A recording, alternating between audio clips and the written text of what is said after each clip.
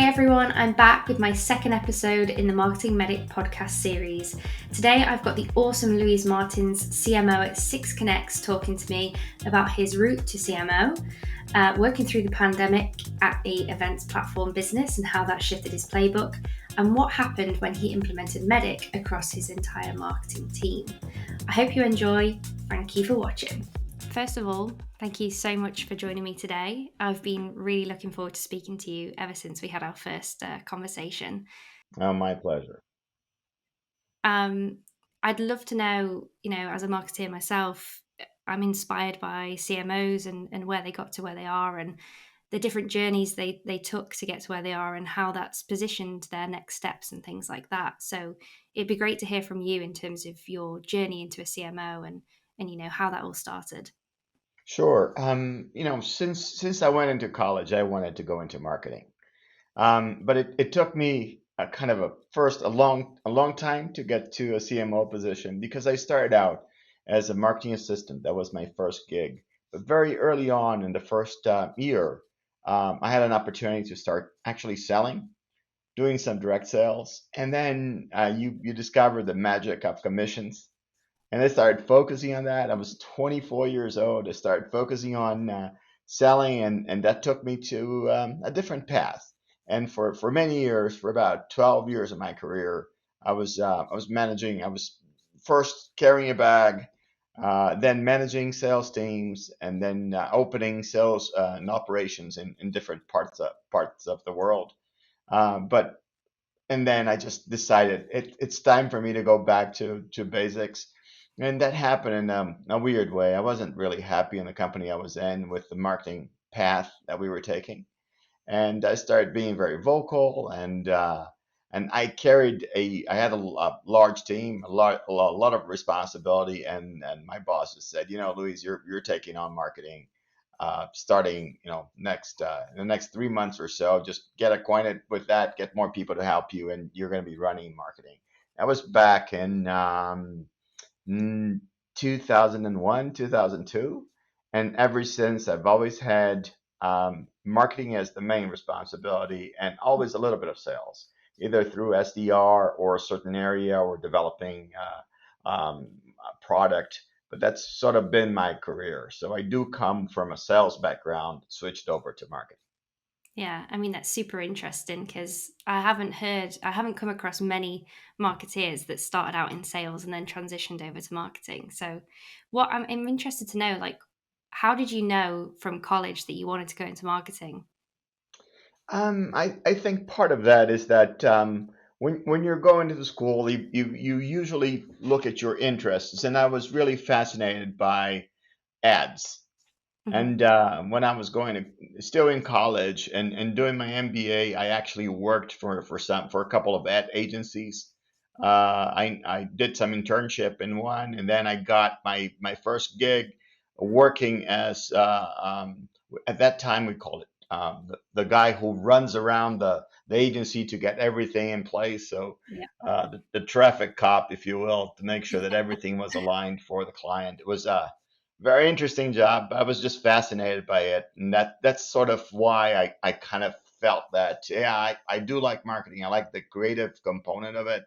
I love storytelling, right? My whole background is really about storytelling, identifying your persona you want to talk to, kind of pitch the idea. Either if you're doing your job right in marketing, you are selling ultimately, right?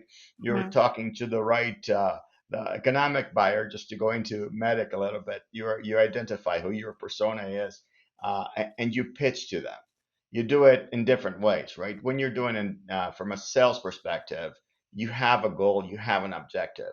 When you're doing it for marketing, you have to have a goal, you have to have an objective, right? So one of the struggles I've had throughout my career is that you get marketers in, and they come with this idea that, well, we're not really selling, we're doing marketing. And Yeah. and this just drives me crazy. I've heard this sentence said exactly like I said it now. It just drives me crazy. If you're doing your job as a marketer, you are selling. You may be positioning it a little bit differently. You may be not as aggressively selling, but ultimately that's the goal. You're positioning a brand, your positioning, your story, your positioning, the benefits that your products and your brand delivers. For me, they go hand in hand. I do not trust marketers who believe that they are above or somewhat different than a salesperson is. Yeah, I mean, absolutely. You only get the best out of marketing when you work with your sales team and vice versa. So, yeah, Correct. you can't work Absolutely. standalone. Do you think, and I feel like I already know the answer, but working in sales has helped you become a better marketer and vice versa? Obviously, you learned marketing as the basics and then moved into sales and back into marketing. Do you think that's helped?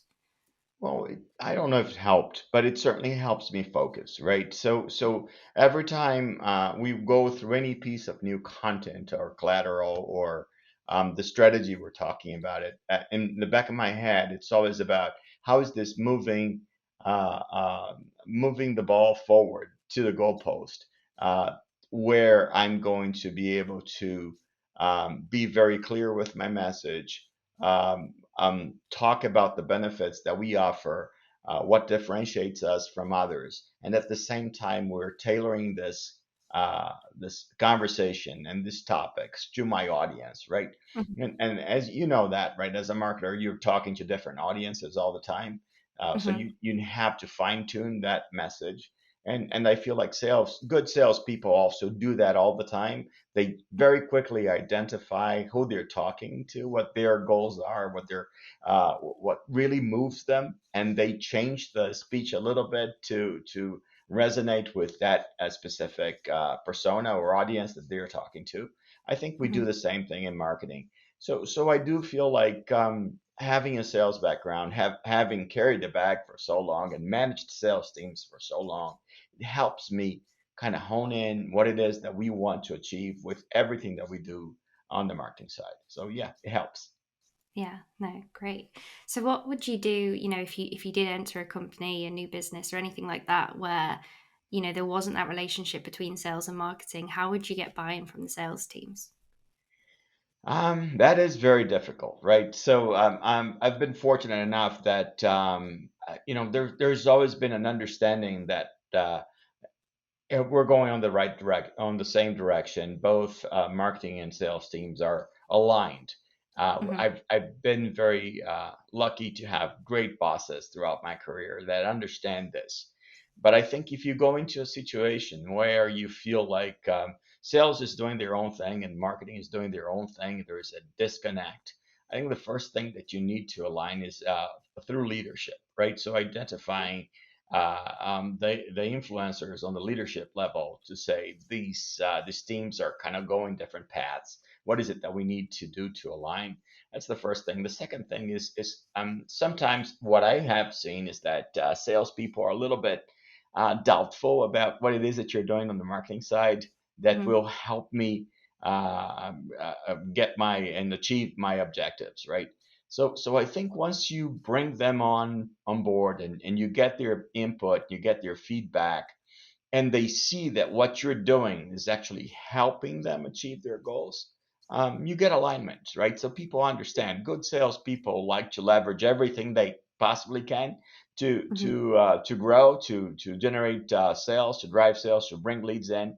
And when they see marketing as a partner, they tend to come and help. mhm. That's been my experience. So I have worked with some salespeople who thought, marketing has never helped me in my entire career. And then you bring them on board, you kind of show them what it is that you want to do, and they start seeing results, and the switch changes, and you have a partner for life. That's been my experience. Yeah, no, that's really useful. Thank you. So I'd love to talk about the fact, obviously, you work for Six Connects, which is a virtual events platform. How, you know, working for a company like that during a pandemic, how has that been? I mean, it must have took off in some ways because of, the fact that you can't do in-person events and things like that. Yeah, it's I've been here a little bit over 3 years now. So I joined just before the pandemic. And what happened to this entire industry is that, especially when Six Connects is a little bit different because we have event technology. So we Mhm. support in-person events as well as virtual events. We have Mhm. both. But what we saw happening is that the virtual component before the pandemic was really a niche market, right? Mhm. You saw some companies using it, but by comparison, it was a very small sample of companies, and they used it for very specific goals and objectives.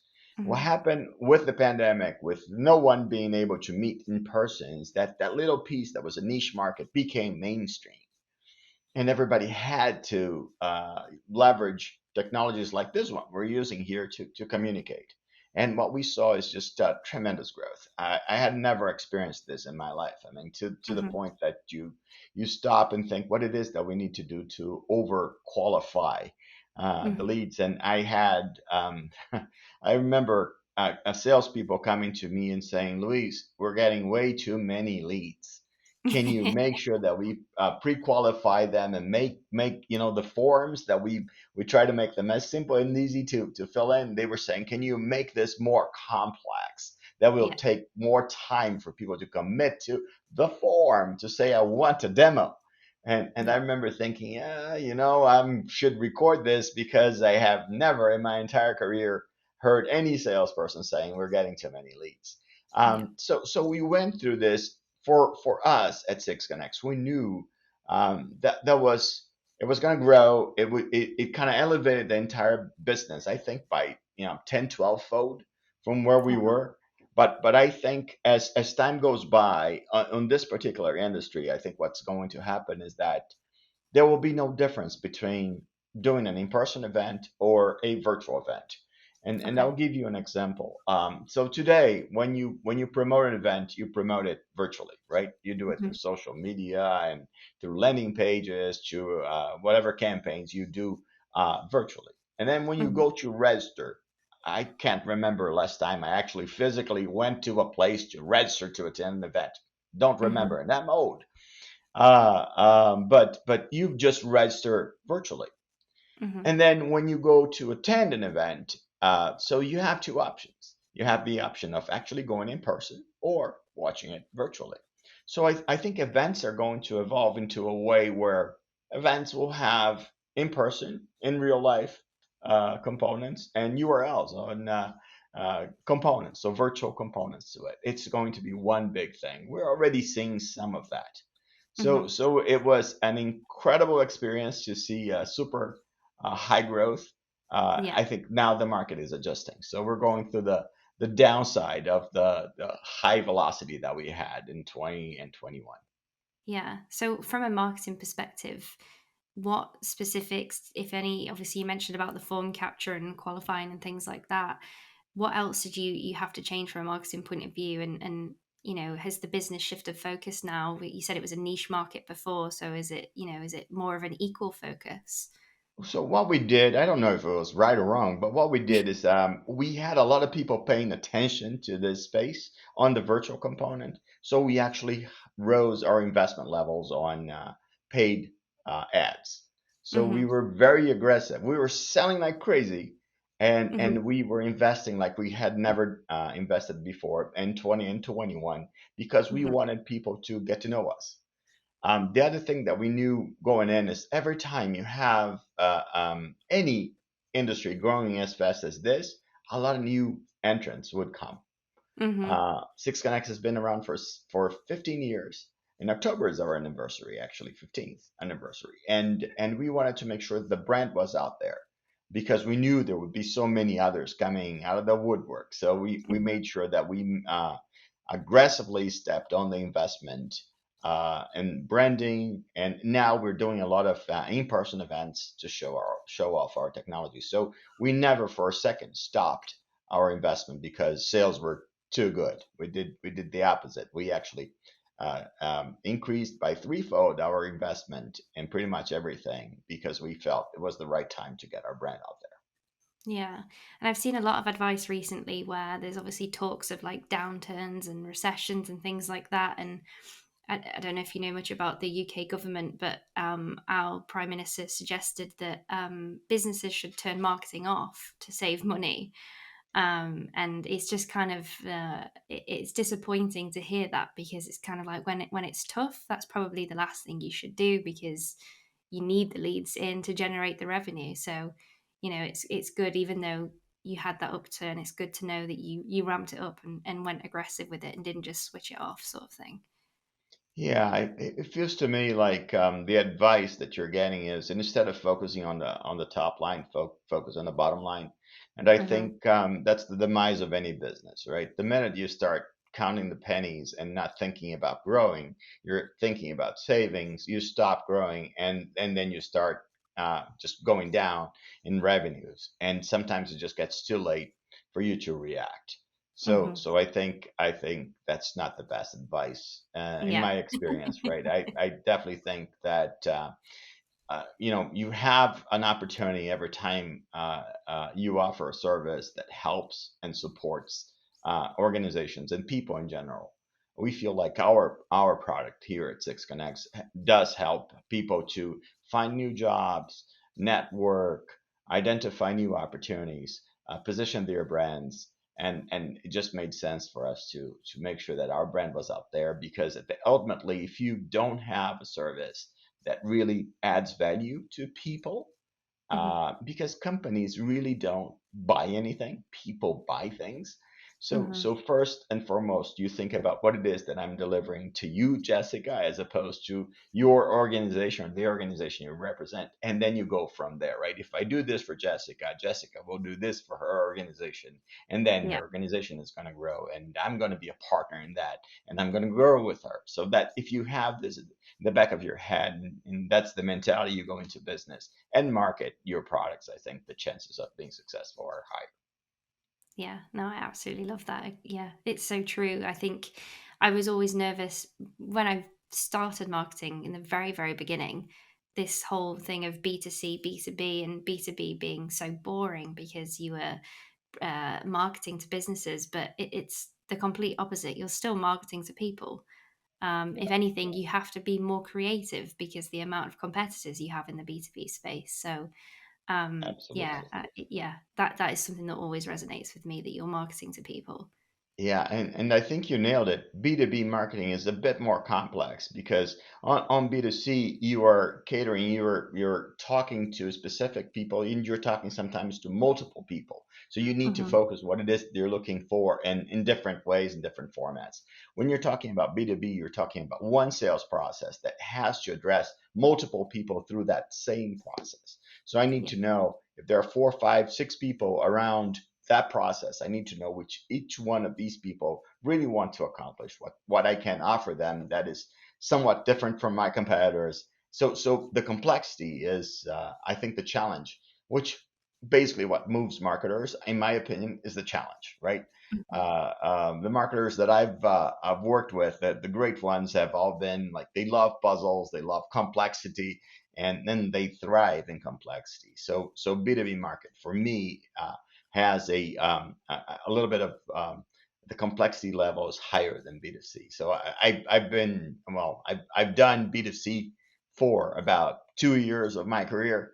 I thought it was fun, but B2B Mm. is, I think, where I do better for whatever reason. Yeah, no, that makes sense.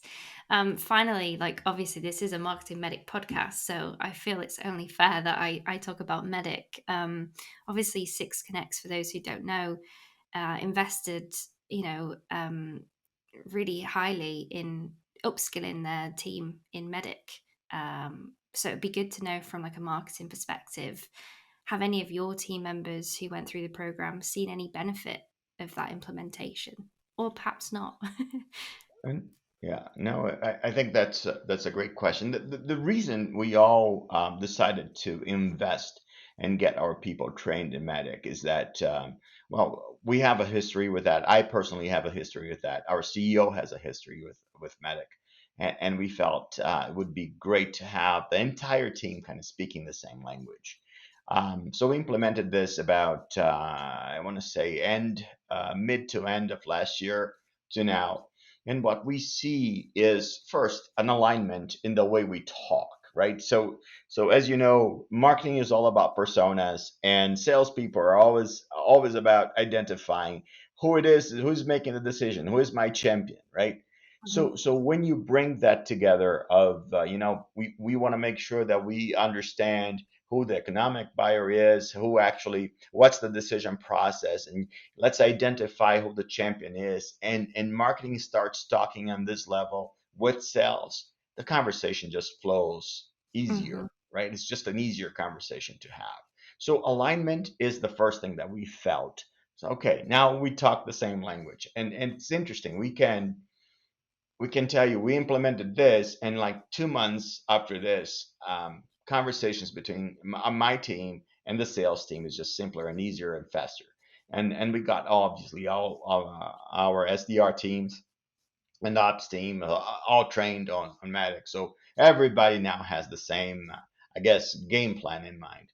Mhm. So that's the first thing. The second thing that we thought made a difference is that when we plan a new product, and go to market, or sometimes we came up with new functionality that we think is really cool. It's going to make a difference. We came up with true AI for Mhm. events, which is something that we invested heavily in. It really is a very different way of going to market. And we're the only ones who offer this kind of technology. And when we think about how we take this to market, we don't think linearly. We don't think about, oh, this is a product that works for our customers and let's take it to market. No, we put it through the MEDDIC process, and we think, okay, what is it that we're actually going to deliver? So we think about the ROI and the metrics. And then we think about, okay, so who will be the economic buyer for this solution?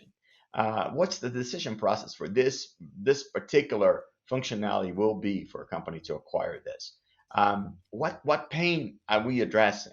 And typically, who will be my champion? So all our go to market, all our approach to how we take this functionality that we just built to Mhm. market goes through basically a sales filter before we take it to market. Mhm. So this just drives incredible alignment. All the teams are very aligned on the speech, on the benefits, and also how I'm going to position and sell it. So I think actually this is a bigger benefit than just the day to day. Just we're now talking the same language. Yeah, I mean, that's incredible. I haven't personally spoken to anyone who's said they've used MEDDIC to help with like future developments and products and things like that. So, that is a huge benefit for a team already planning what you're going to say to customers when you're speaking to them and targeting them. So, yeah, I absolutely see the power of that.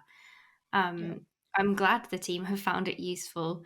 I think for me as a marketeer, I never knew about MEDDIC when obviously I didn't really work in the sales industry, so I'd never heard of it. And when I joined Andy and the team, when I started to hear about MEDDIC and how it helps sales professionals, I was kind of like, it's extended upon that. It helps the full go to market team. And it's really powerful that marketing and sales can speak that same language because it obviously helps with that relationship building as well. So it's great to see that your team have benefited from that as well. No, we I think we're very aligned on this, and the thing about this system and this process is that it gets ingrained and it becomes part of it, right? Mhm. It becomes part of the entire company process. So we're glad we got our teams on board. Yeah, amazing. Well, that's all I had for you today. So I want to say a massive thank you for taking the time out to speak to me. It's been really, really good, really useful, and I'm sure lots of people will benefit from listening to you. Oh, my pleasure. And please reach out if you are ever want to have a conversation about more details. I'll be happy to walk you through them. Thank you.